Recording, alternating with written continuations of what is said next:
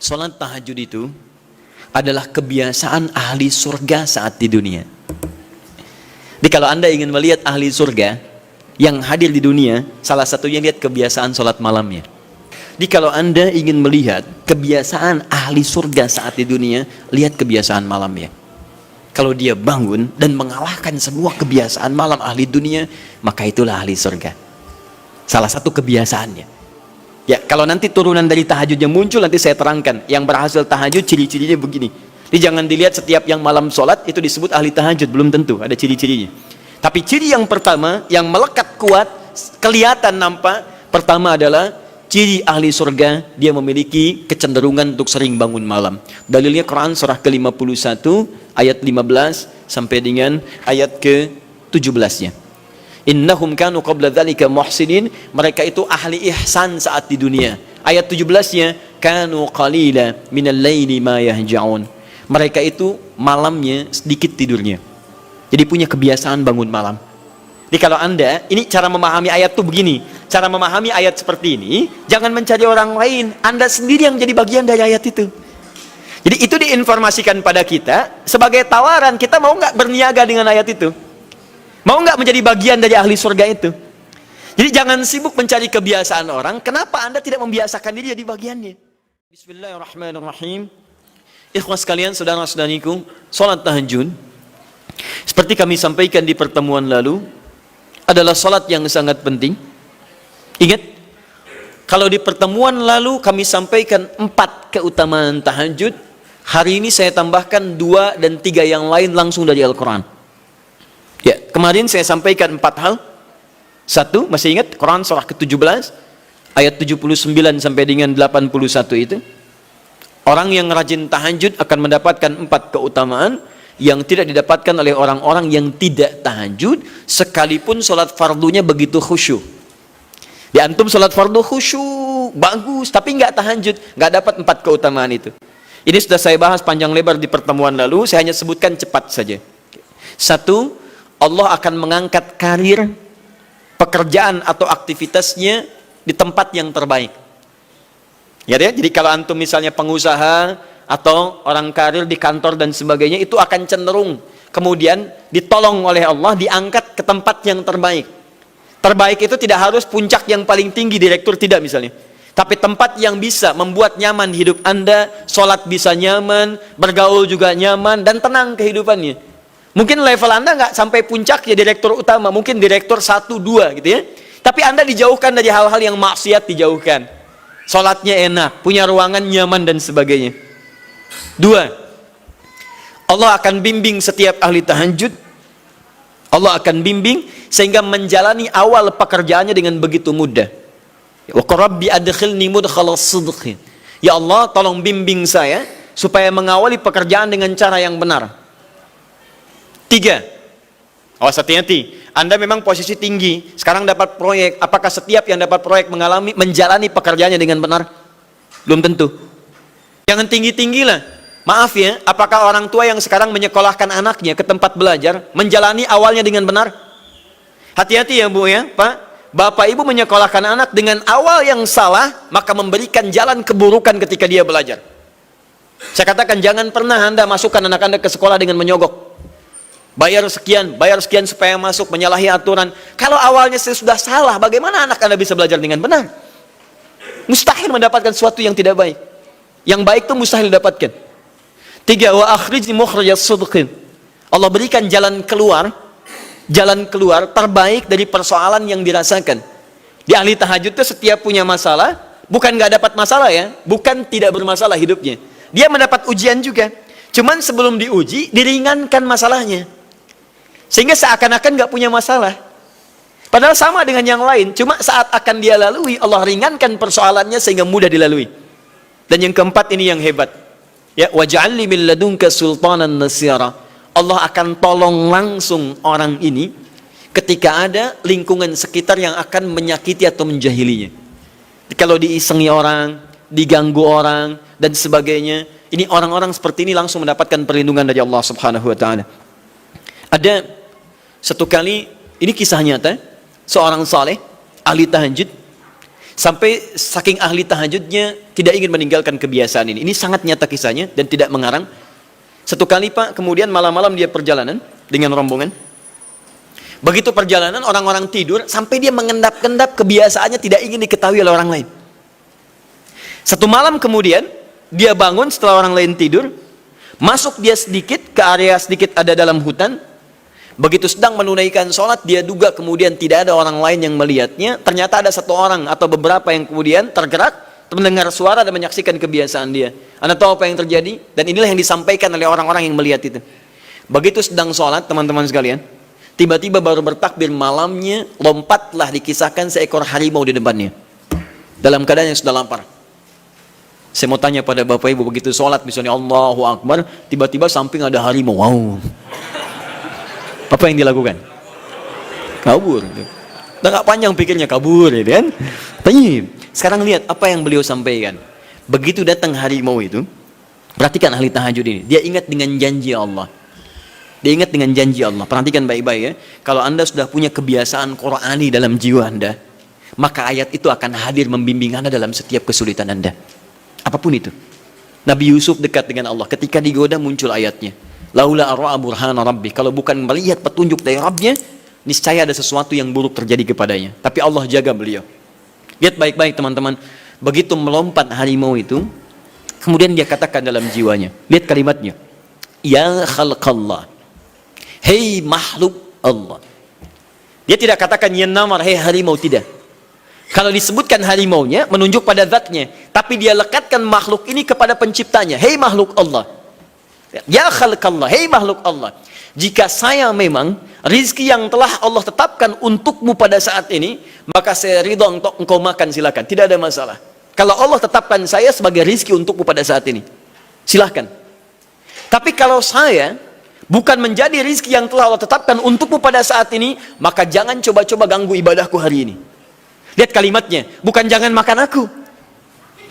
Ingat, bukan jangan makan aku. Jangan coba-coba ganggu ibadahku saat ini, atau aku akan mohonkan pada Allah penciptamu untuk menghancurkan engkau saat ini juga. Perhatikan, dia minta jangan ganggu tahajudnya, bukan jangan makan dirinya.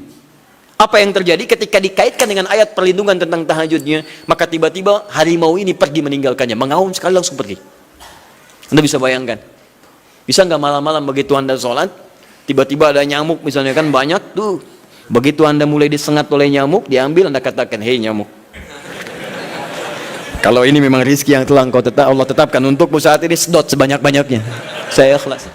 Tapi kalau bukan, jangan coba-coba ganggu saya. Atau saya mohonkan kepada Allah pencipta untuk menghancurkan kau saat ini juga. Masya Allah. Kira-kira apa reaksi nyamuk? Makin banyak kayaknya. Coba cek. Berarti chemistry-nya harus lebih dibangun lagi. Tingkatkan. Itu waj'alni min ladunka sultanan nasira. Nah, maka teman-teman sekalian, dari 4 ini, kemudian Nabi menguatkan tentang itu sampai muncul ayat-ayat khusus dari Al-Quran untuk memberikan jaminan-jaminan. Ini tambahannya. Yang kelima, ini yang belum saya sampaikan pertemuan lalu.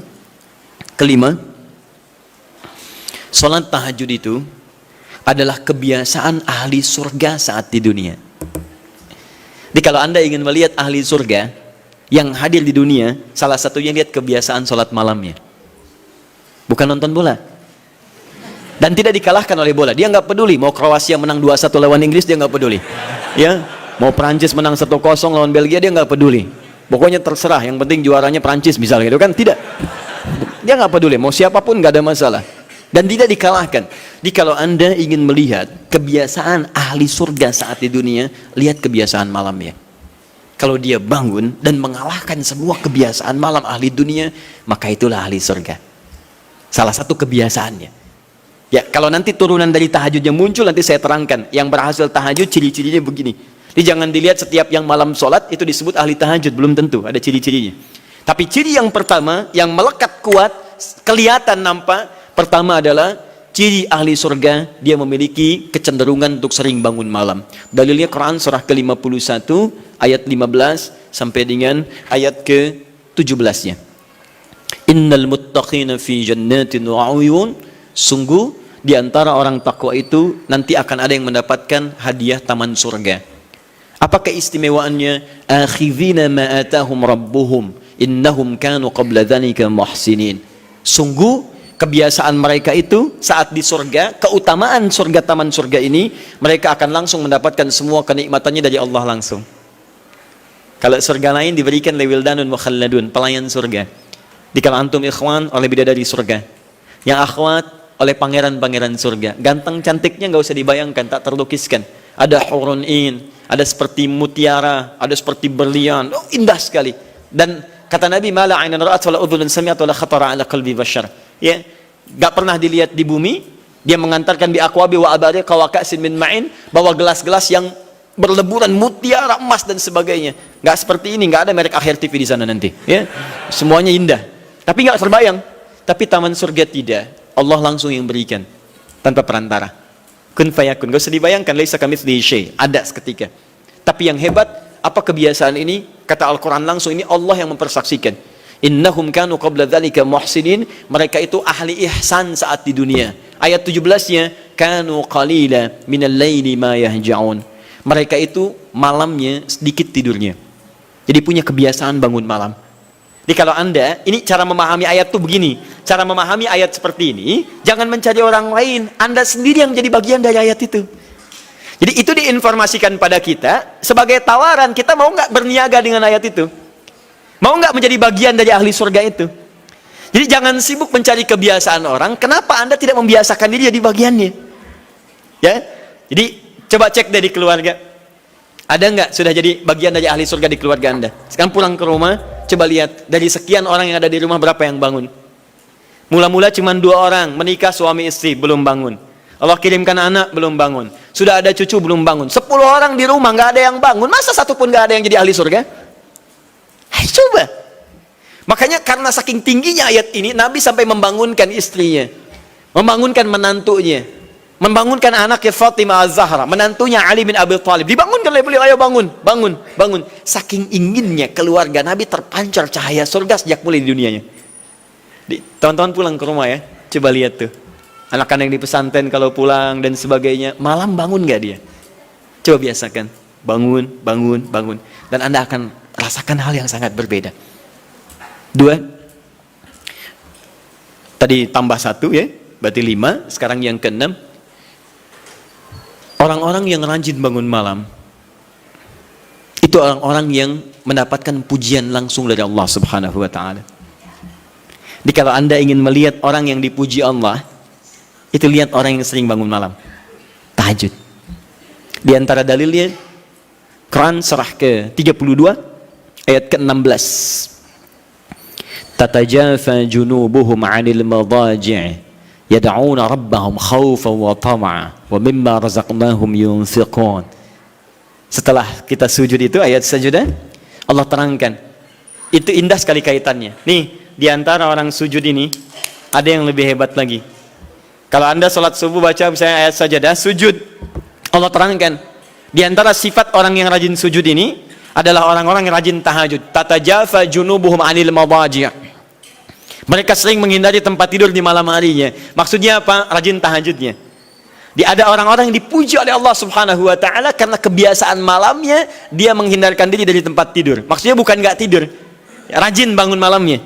Rajin bangun malam. Bapak Ibu kurang apa lagi ya? Kalau ada orang dipuji misalnya saat di dunia, presiden memuji seseorang, artinya presiden menyukai dia. Artinya presiden menjamin kemudahan baginya. Kalau ada orang yang dipuji Allah, artinya Allah mencintai dia dan menjamin kemudahan dalam kehidupannya. Maka dekati orang-orang seperti ini. Saya sarankan kalau antum punya teman, ikhwan sekalian, sedang mabit misalnya atau tugas dinas keluar. Tiba-tiba tengah malam di hotel dia bangun sholat, itu teman terbaik Anda. Saya katakan pada Anda, tandai orang ini dan dekati dia saat di kantor. Bangun ukhuwah dengannya, persahabatan dengannya. Maka ketika Anda mendekati orang-orang yang dipuji oleh Allah, maka Anda pun akan kedapatan bagian dari pujiannya. Karena mustahil orang yang dijaga oleh Allah mengajak Anda pada maksiat, itu mustahil. Mustahil. Sama teman-teman yang masih di kampus, kalau malam-malam misalnya di asrama atau pulang tiba-tiba ada orang-orang yang kelihatan sholat malam, dekati orang ini. Jadilah bagian dari sahabatnya. Dan dengan itu saya ajak, coba cek pasangan hidup Anda. Jangan-jangan selama ini Anda berdua belum mendapati sesuatu yang terbaik. Kalau ibu ingin suaminya dipuji oleh Allah Subhanahu wa ta'ala, maka bangunkan malamnya supaya dia sholat. Kalau istri anda ingin dipuji oleh Allah Subhanahu wa Ta'ala, bangunkan malamnya supaya dia sholat. Dan kalau bisa keduanya kompak. Pernah kan saya sampaikan di pertemuan lalu, Nabi menyampaikan, lihat rahimallahu mra'an atau rajulan, Allah merahmati seorang lelaki, kemudian yang bangun di pertengahan malam dia sholat, lantas membangunkan istrinya dan mencipratkan air di wajah istrinya supaya dia bangun menunaikan sholat malam. Seperti Allah merahmati seorang istri yang bangun di malam hari untuk sholat, kemudian dia mencipratkan air di wajah suaminya supaya bangun untuk sholat. Saking tingginya mendapatkan pujian Allah, sampai kata Nabi SAW, ayo bangunkan istrimu sekalipun kau cipratkan air di wajahnya. Tapi mohon izin Bu ya, maksud hadis itu, kalau sudah ada komitmen dan rencana bangun di malam harinya. Ingat ya? Bukan ibu ngaji sekarang, suami nggak hadir. Terus dengar itu, terus nggak punya rencana. Aduh, saya pengen suami dipuji Allah. Masya Allah, malam-malam segayung Pak. Mama kenapa? Hadis Nabi Pak. Oh hadis Nabi. Aduh, siapa yang ngajarin? Nah, itu yang repot. Paham ya? Baik, sudah yang terakhir. Ini menunjuk pada keutamaan tahajud. Kemarin 4, saya tambahkan jadi 3. 1, masih ingat tadi yang pertama apa?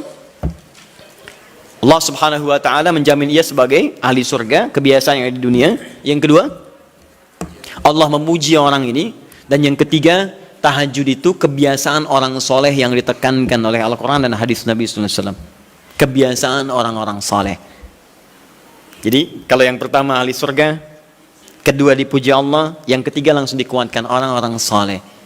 Dan orang-orang soleh itu, mohon izin ya, maaf, orang soleh itu tempatnya saat di surga, itu sesurga dengan semua nabi. Semua nabi dan rasul. Ayatnya ada di Quran surah keempat An-Nisa ayat 69. Paling kanan di pertengahan. وَمَنْ يُطِعِ اللَّهَ وَالرَّسُولَ فَأُولَٰئِكَ مَعَ الَّذِينَ أَنْعَمَ اللَّهُ عَلَيْهِمْ مِنَ النَّبِيِّينَ وَالصِّدِّيقِينَ وَالشُّهَدَاءِ وَالصَّالِحِينَ وَحَسُنَ أُولَٰئِكَ رَفِيقًا. Siapa yang mau menaati Allah dan Rasulnya, maka dia bisa sesurga dengan orang-orang yang telah Allah berikan jaminan nikmat surga untuk mereka. Di antara mereka para nabi, awas, para syuhada, siddiqin, orang-orang jujur, wassalihin, orang-orang soleh. Ini syahidnya di ayat ini bahwa orang-orang soleh akan sesurga bersama semua nabi. Saya pernah katakan pada anda, kalau beberapa nabi saja, maka bahasa Arabnya bukan nabiyin, tapi anbiya. Anbiya. Karena itu ada surah ke-21, surah Al-Anbiya. Di situ dikisahkan beberapa nabi saja. Puncaknya di Quran surah 21 ayat 83 sampai 90. Di situ ada kisah Nabi Zakaria, kisah Nabi Yunus, kisah Nabi Ayub dan sebagainya. Anda bisa baca itu, ada turunan para nabi, tapi tidak semua nabi dikisahkan. Tapi kalau Anda ingin sesurga dengan semua nabi tanpa kecuali, maka Anda kerjakan sebagai orang soleh saat di dunia, ada peluang mendapatinya. Nah, ciri orang soleh yang ditekankan itu, dia adalah orang-orang yang rajin bangun malam saat dia berada di dunia. Itu yang disampaikan tekanannya di Quran surah ke-76 Al-Insan ayat ke-26. Wa minal laili fasjud lahu wasabbihhu lailan tawila. Dan di antara sementara malam, tidak usah sepanjang malamnya, tapi sebagian malam cari waktu untuk banyak bersujud kepada Allah dan memperbanyak tasbih kepadanya. Di antara makna tasbih dan sujud itu adalah tahajud.